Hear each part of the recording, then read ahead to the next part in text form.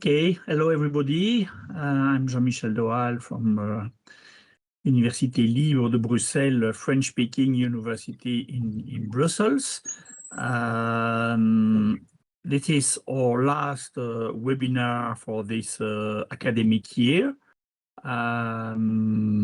We will think about this webinar, if we will continue or if we will move to midday webinar about one subject. This may be more interesting for everybody. We will work, we will discuss. If you have some ideas, don't hesitate to share your ideas, your proposal. We can organize a lot of comparison. Our network, it's very, very large. We have a lot of contacts in a lot of countries in the world. And please, if you want to organize something, don't hesitate to send us a message, and we will try to organize a meeting. Today, it's a great pleasure for me to give the floor to Dr. Nin Siriwat, National Olympic Committee of Thailand, but also a real researcher. Nin published a lot of things, a lot of very interesting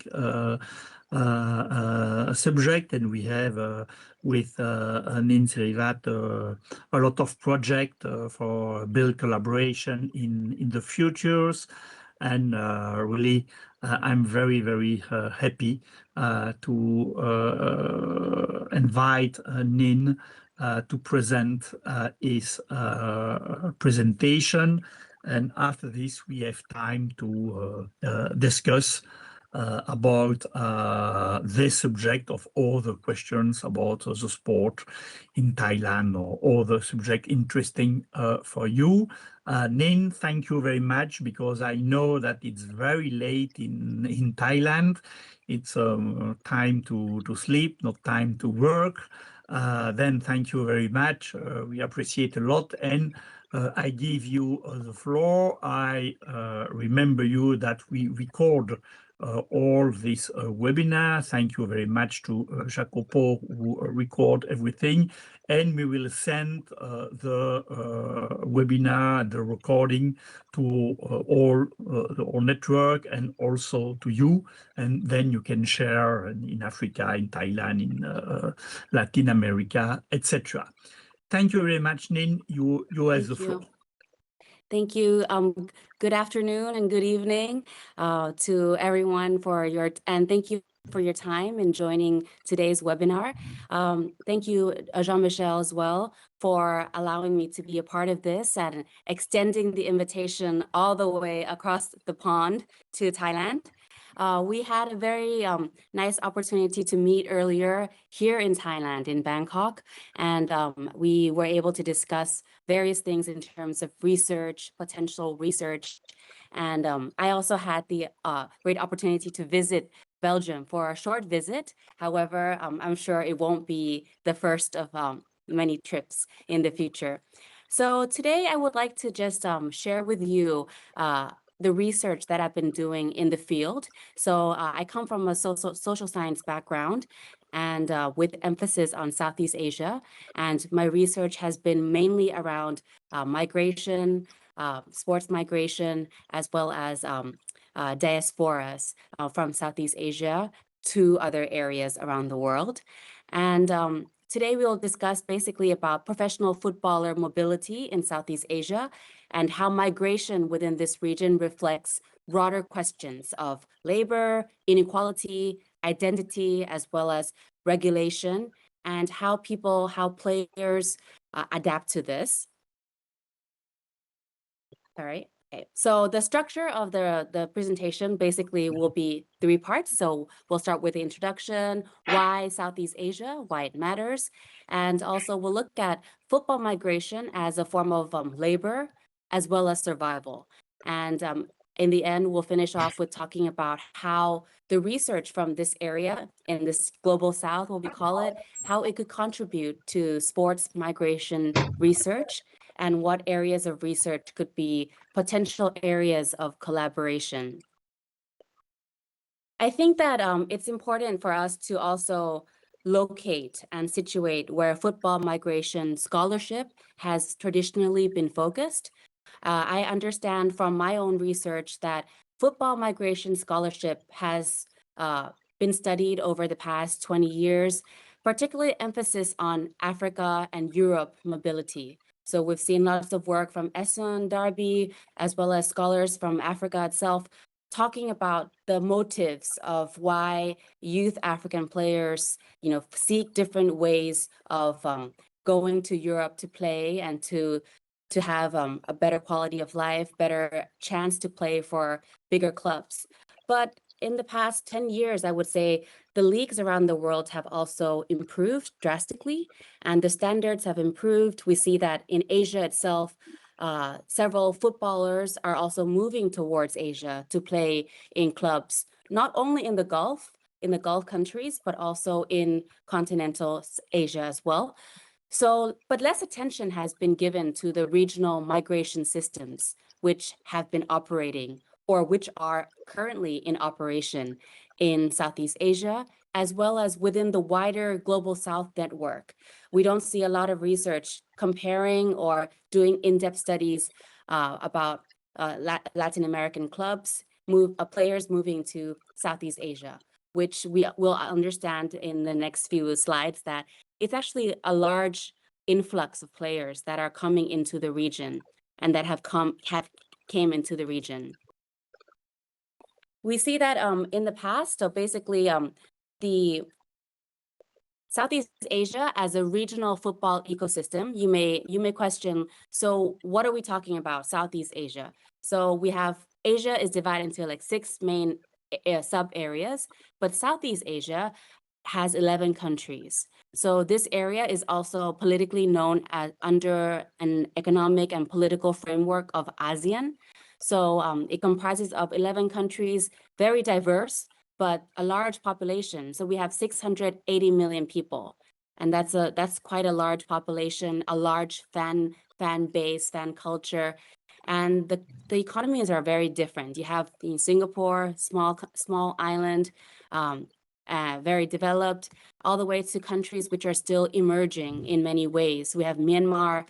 They have a very closed league system. Laos, also the only landlocked country and the country that has struggled in terms of setting up the league.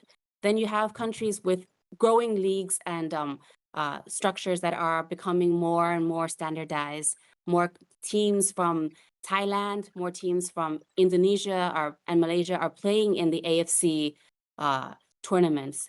So regional integration is one thing, but if we divide it into core football economies, we see the larger countries like Thailand, Indonesia. These are the larger countries with leagues that are very strong in the region. In comparison to, you have emerging, as I mentioned, peripheral markets. So in the past, many Western African players came to some of these emerging markets as a means to transfer back to Europe. Some work, some didn't work. Some use, even core football markets as a way to transition back to Europe. So we see different types of patterns. But the similarity is that there's still uneven development, which creates mobility in the region. We see that colonial links in the past have also played an influence as well. Lots of French academies, youth academies were set up in places like Cambodia, and we see many feeder clubs in Western African countries sending players to Cambodia, speaking the same language, as well as even in Laos, and then coming into Thailand. So these are things that have been studied, but not in depth. But as I mentioned, they're very diverse, but similar aspects remain. For instance, football is the #1 sport in all of these countries. And there's a growing professionalization of the major leagues. And the supporter culture is unique for the region as well. And football has always been used as a vehicle, as a tool, as a mechanism for government control as well. So we've seen that has taken place in the past 20 years in the landscape of Southeast Asia. As for the case of Thailand, I think that that's where a lot of my research started, is to study the migration flows in and out of the Thai football landscape. We see that with the league professionalizing in the early 2000s, we can divide it into three main waves. In the first wave, we see that there's Latin American dominance, lots of players coming in from South American countries.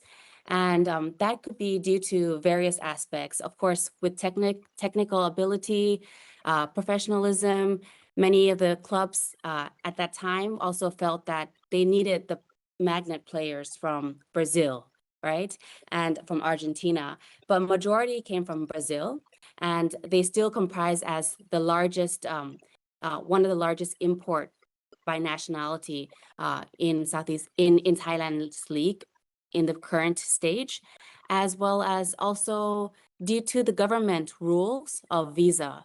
So in the early 2000s, lots of bilateral regulations, bilateral ties were signed with Latin American countries, making it easy for them to travel without visas. So a non-visa entry allowed players to come in at that time without having the work permit.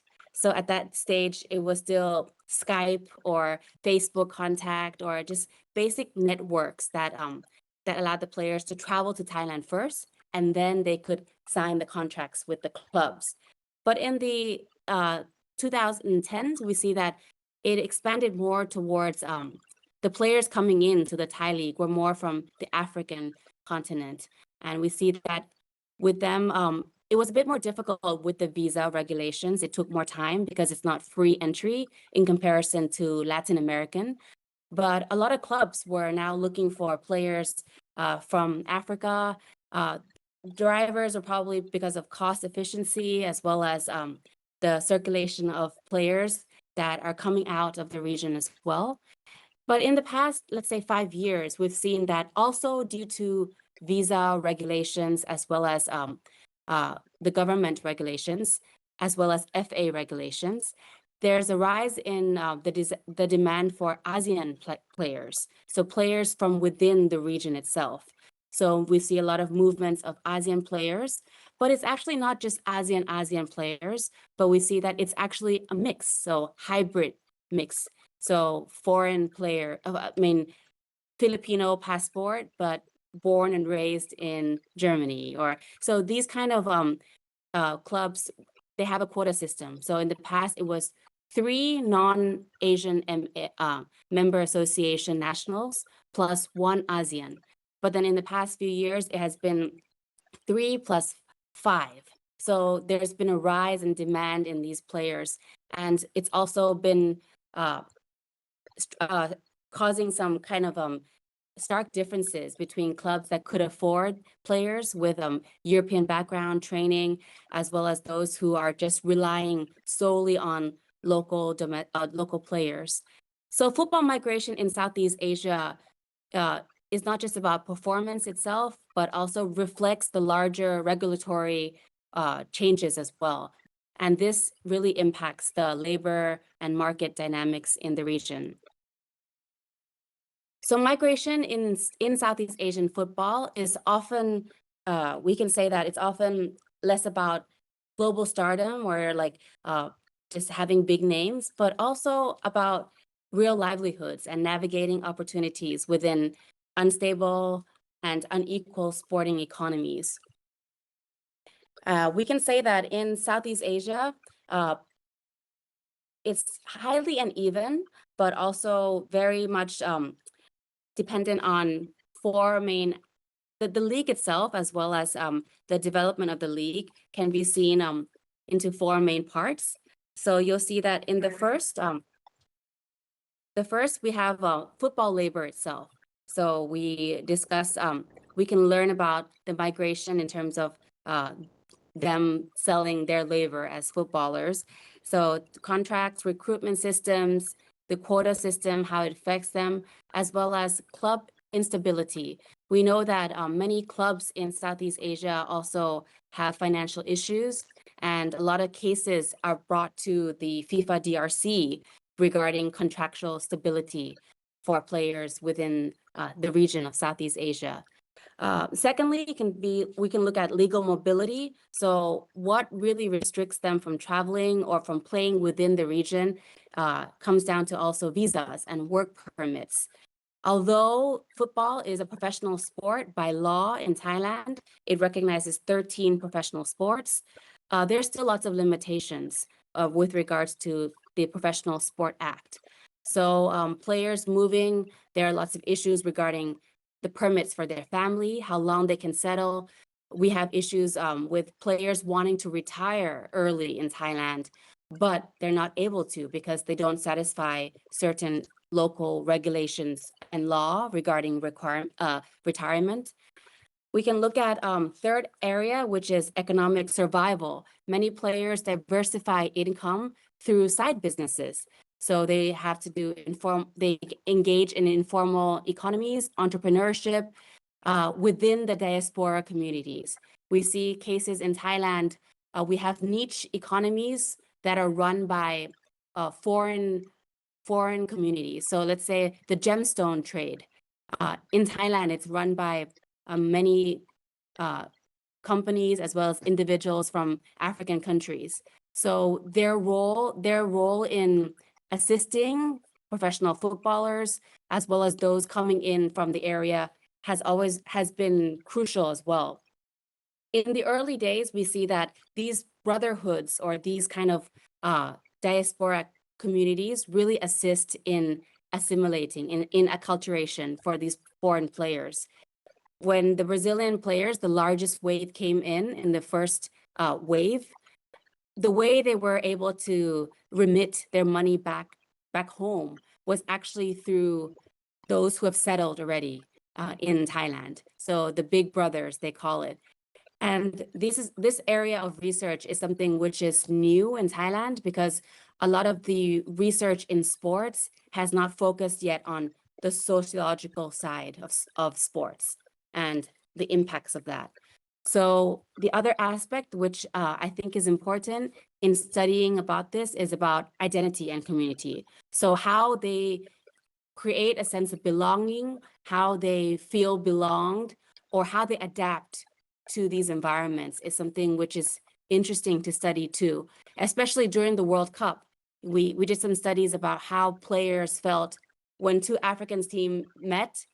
They still, what kind of feelings did that generate in comparison to if, their team, a African team played against a European team. So this sense of belonging is something which is heightened during global events, which will be interesting next month as well.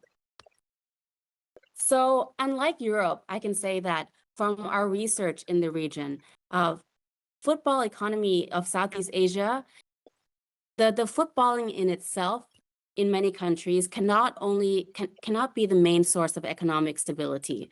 So many players, the reality is that they also look to diversify their income if possible, to be able to support their families back at home. But in Thailand, it's now becoming more professionalized in a way that their contracts are they're upheld more professionally. But migration in football is, as we said, is not only economic. In this region, it's emotional, it's cultural, and symbolic. Why I think that Southeast Asian research in sociology of sports as well as football can contribute to the wider research is because it's still overlooked. It's still an area that has not been touched so much in comparison to a lot of research and knowledge which has been useful, but it may be more Eurocentric. So I think that coming from this area, if we would like to understand more about the realities, it's also important to have more context about the local situation and the realities. Why our research could be important, I think that in the next few years, we'll see more studies regarding south-to-south migration systems. So not just global north to south or south to north, but also within the countries that are emerging and emerging markets. So studying about the regional labor circulation between South and South countries. So within, let's say, Brazil to Thailand. And we can look at uneven professionalization, how football economies are actually still fragmented, and the role of having professional contracts which are upheld. We look at informal economies as well as hybrid livelihoods.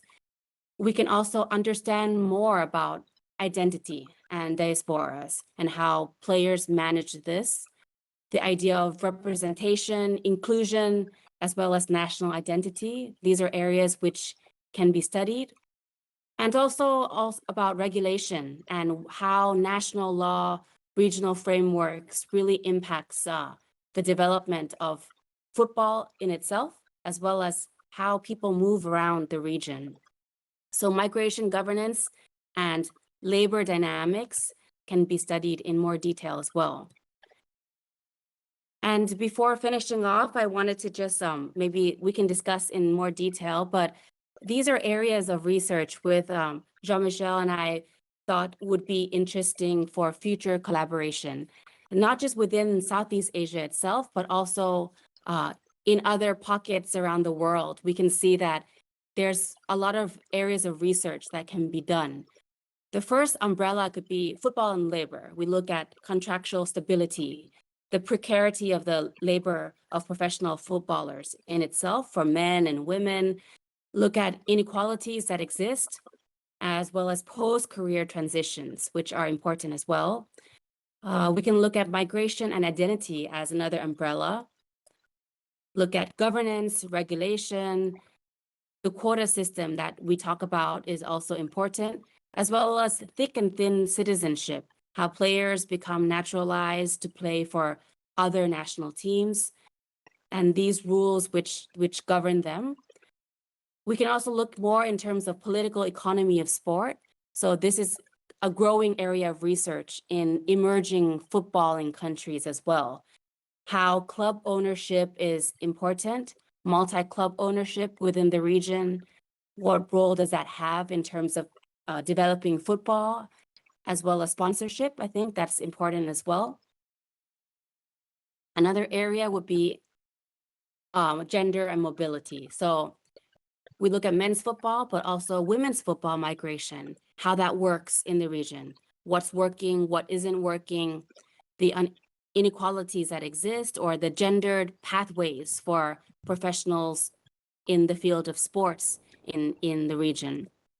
And lastly, I think that it's interesting to look at also supporter culture, looking at through the lens of social media, visibility. This can be done in terms of comparative studies. So online fan cultures, nationalism, which is like digital nationalism between different countries. That's something that's interesting as well, especially during this time when we have heightened tensions around the world, how that rhetoric is presented in sports.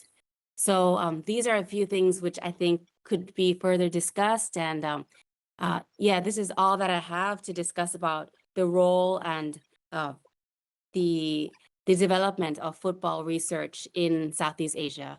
So I would throw this back to Jean-Michel and we can discuss in more detail. And I will just stop sharing the slides for now. Thank you. Thank you very much, Nin. It was very, very interesting. Also, a lot of proposal of subject for future research. I appreciate a lot because it's always very good when we can discuss about future subject, and the audience have the floor. And I don't know who won't begin. Jonathan, surely. Can We you will hear take me okay? 2 questions. First, Jonathan, after Cedric, and after we will see. Jonathan, you have the floor. Okay. You hear me well? Yeah. Yeah. Thank you. It's a very elucidative presentations, actually, because in the past, I was seeing in the summer reports for the FIFA team, yes, about the transfers between players. And there's a lot of, in the past, I think 2012, maybe 2015, a lot of Brazilians going to the Thailand. And Yes. in the age, I was not understand why. So it's very interesting if you can speak a little bit about this very specific topic. And yes, and yep, in the topic about the multiple ownership, because if I'm not wrong, Asia, there is some increasing in numbers of owners buying clubs and some networks increasing in this time. Obviously, multiple ownership today it's not very spread, but we can see some movements in this sense. Yeah. And yes, that's it. Thanks so much. Thank you. Thank you for your question. I'm happy that it was elusive for you and also informative. But for the first question about South American players, they're the first wave of migrants that came into the region. And as I mentioned, the main reason could potentially be due to the visa regulations that are very lax between Thailand and several Latin American countries. So with that, it really allowed the players to travel at ease.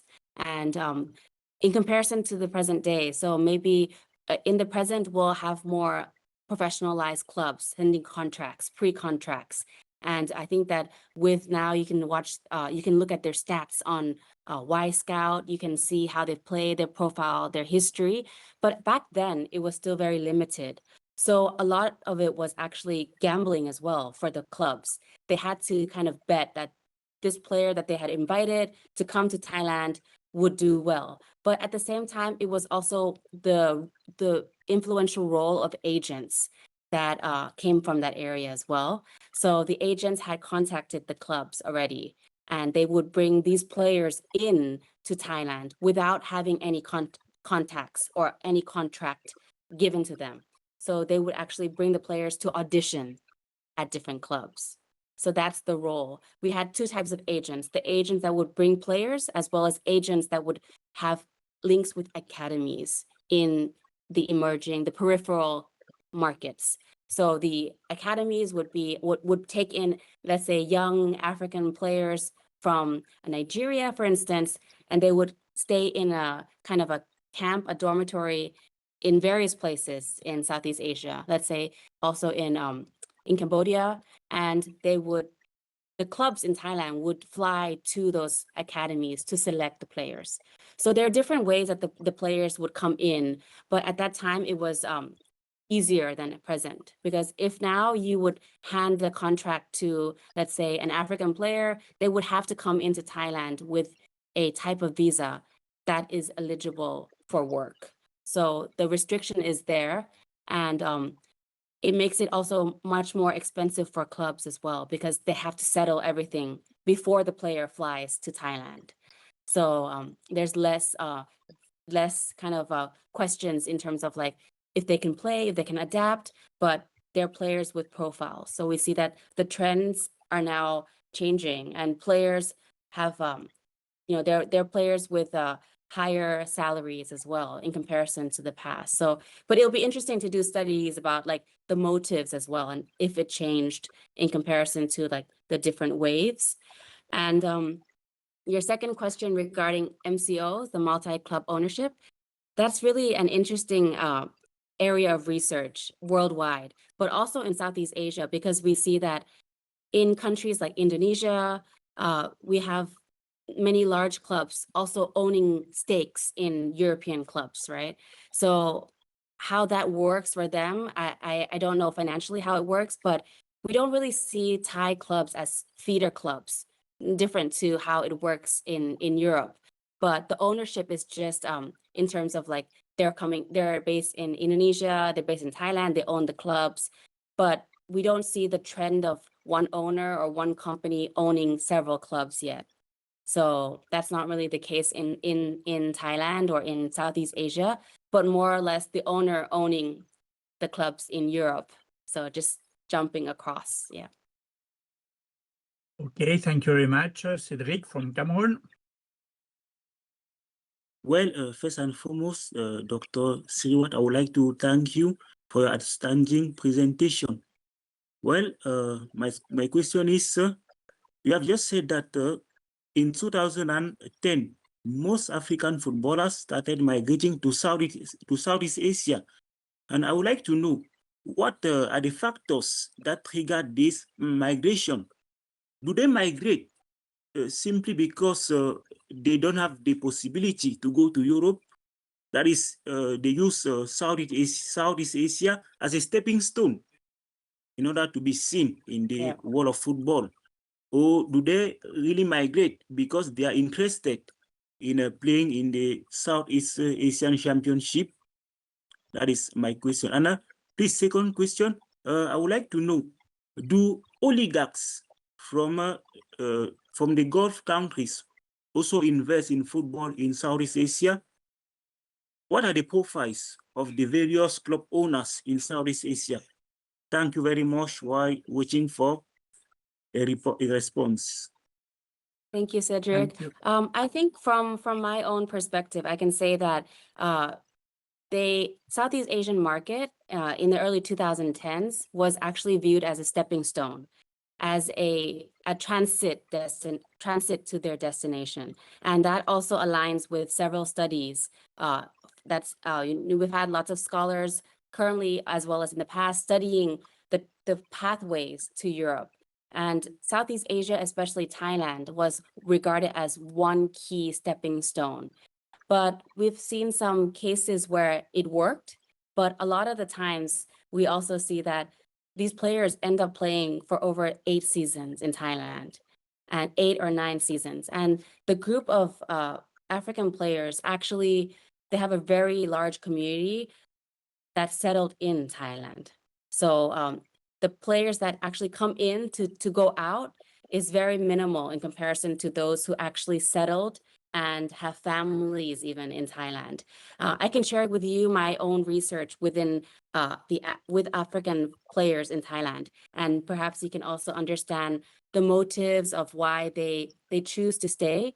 And but they came with hopes of they came from Accra, they came from good academies with the belief that perhaps they can have some links back to Europe. But for many cases, they actually, I think they enjoyed staying in Thailand, you know? So they also enjoyed playing football in Thailand and found a way to acculturize with the locals, as well as the style of playing in Thailand. And the second question regarding oligarchs, I think the investment from many Gulf countries or oligarchs is not seen yet right now in Thailand, especially. But the profile of club owners are very much linked to political patrons. You know, they can be former politicians, businessmen, but mainly in the case of Thailand, we see that the development of clubs in the past were state-owned enterprises. But then when it became professionalized from 2000 onwards, it's been linked with, it's been actually decentralized. So clubs are now linked with local politicians. And those local politicians are the ones who are sponsoring the clubs in their own constituencies.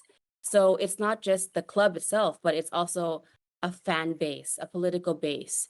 And this is the issue that we've seen in Thailand as well.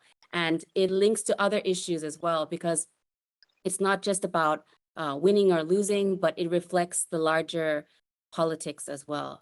We see that winning clubs in the league would have to visit the Prime Minister of Thailand, current Prime Minister of Thailand, actually is from the political party that is leading the club that is #1 club of Thailand. So Buriram Club is #1 club in Thailand.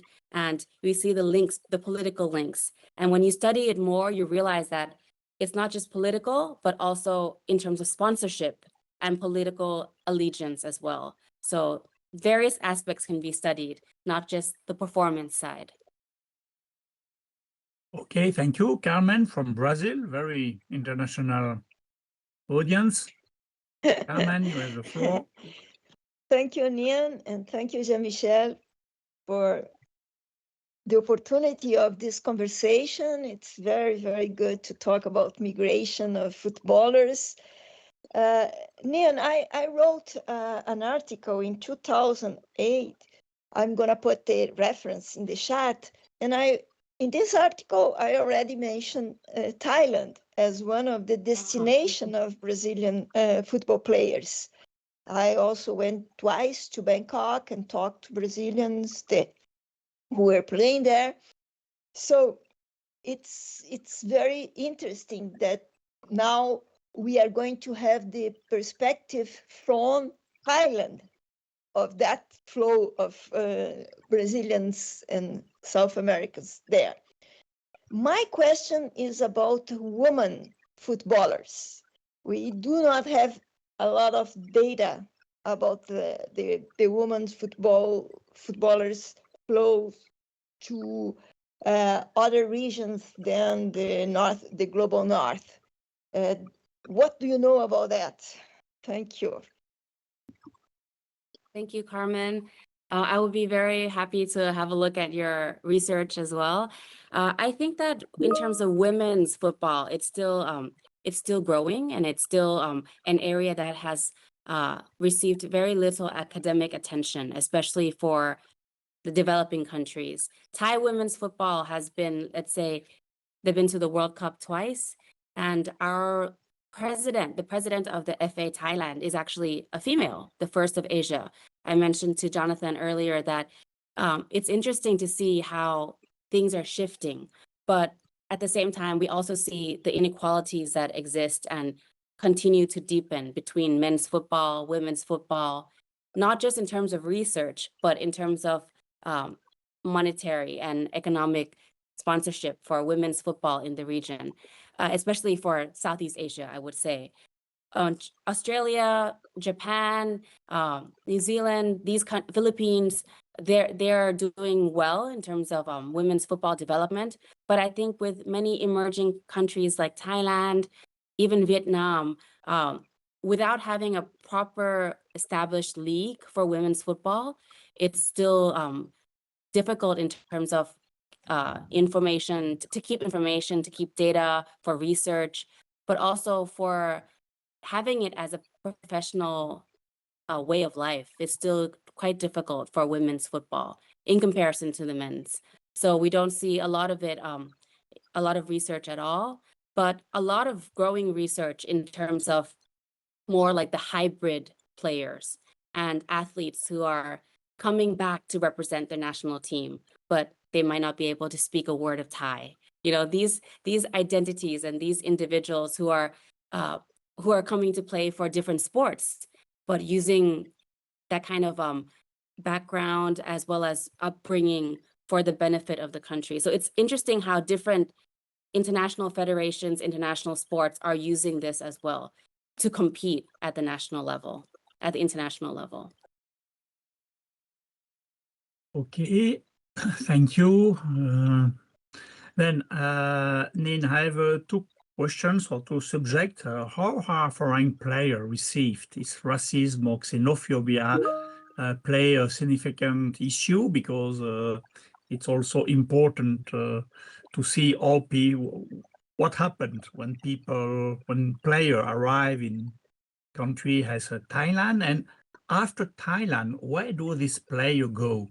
What is the next step if they are successful? Is it Japan? Is it South Korea? What are the next steps for this African or Brazilian player? Because I don't remember that one European club, also small club, by somebody who have played in Thailand, in Singapore, or then I'm very interested to see what is the road of the success.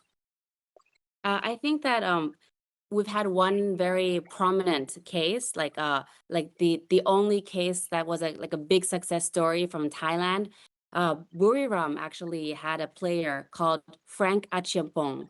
He's a Ghanaian professional footballer, and he was the only player who played in Thailand for several seasons, and then in 2013, I think, and then he was sold to Anderlecht in Belgium. So that was the kind of the transition that went the reverse way, you know, coming from Ghana to Thailand and from Thailand to Belgium. But that kind of flow we don't see so often, but we see the flow between, let's say, from Ghana to Thailand and perhaps to Japan.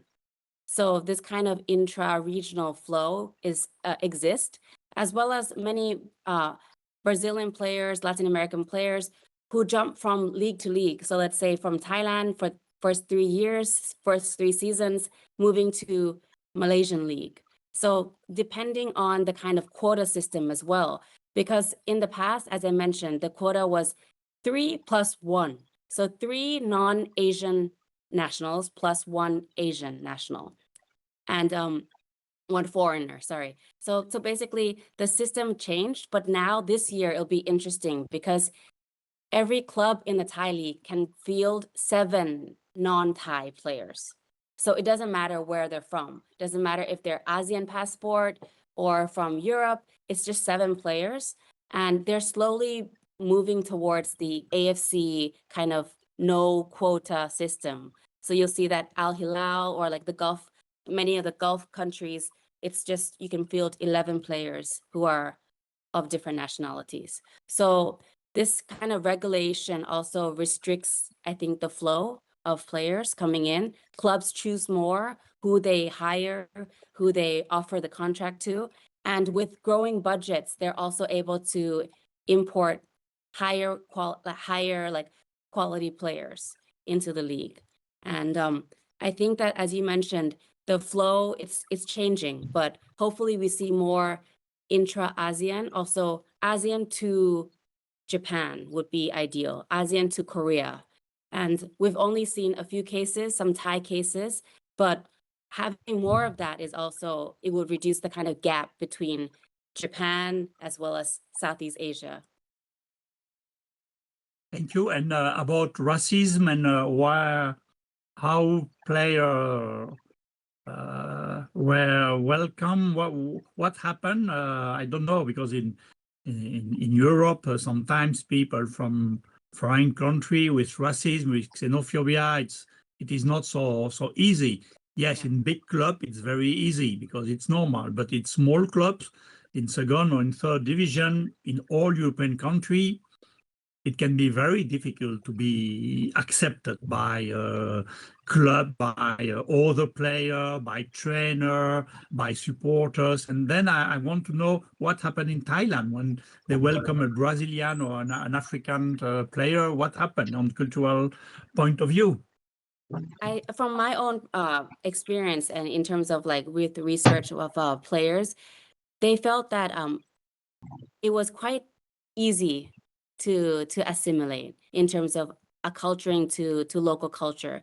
And Thai people by nature, the Brazilians would say that Thai people and Brazilian players, Brazilians are very similar in nature because we have a similar word in Thai and in Portuguese, which talks about like, take it easy, you know, like sabai sabai, like this kind of context that I think Jean-Michel, you experienced when you came, like it's relaxed, but not too relaxed. But, you know, for many Japanese players coming to play in the league, they had to adapt much more than Brazilian players or even from African countries. So I say that the acculturation journey, it depends person to person, but the league itself and the culture of the people, I think we've not seen lots of issues regarding racism. And the quota system has helped as well because these individuals are raised as magnets, as players who are assisting the club to help the club, and their role is very welcomed, I would say, in general. Okay, thank you very much. I don't know if we have other questions. Yes, you have the floor. Oh yeah, hi. My name is Sunandha. I am joining from the United States, but I've been growing up, born and raised in South Korea. So I've been a fan of Korean, K-League and Japanese J-League, and I'm following Chinese Super League very well. I think my question is about Nin, your personal viewpoint about Asian Champions League, which people don't really talk about. I guess we do talk about domestic league of each countries, but somehow we don't really talk about the continent-wide competition. So the question to you is just wondering how you see the role of Asian Champions League in terms of talent flow in football, whether that is players, coaching staff, or whoever that is. If you don't really see any impact out of Champions League in talent flow, I'm kind of wondering your personal view of Asian Champions League, whether it is really just developmental league in terms of promoting soccer talent, or like commercialized another different competition.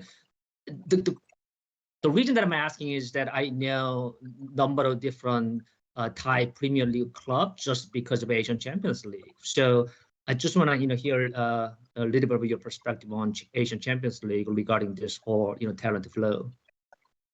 Thank you very much for your question. I think that the AFC Champions League, and with the structure now with the AFC Elite competition, it really has reawakened this kind of regional focus on football, especially for local clubs. So we see that there's more competition and investment between not just the top 3, but the top 5 clubs, trying to secure the best position to play at that level.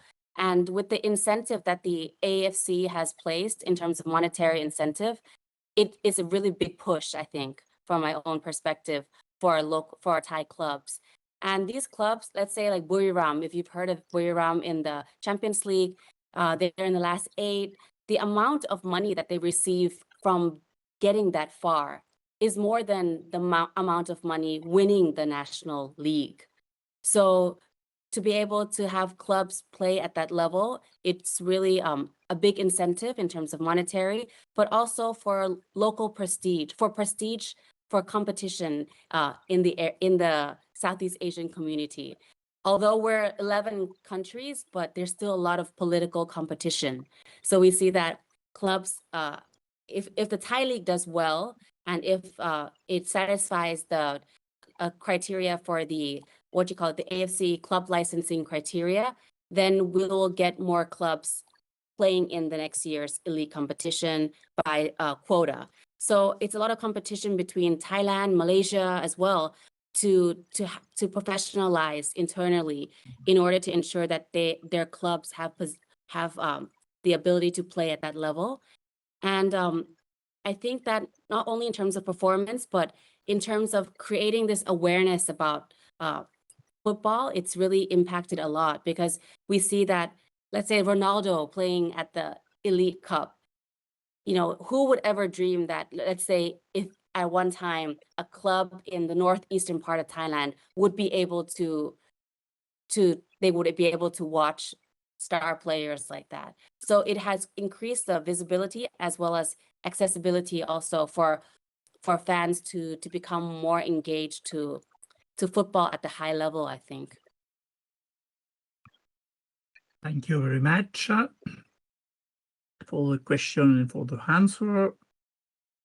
Okay, I don't see new questions.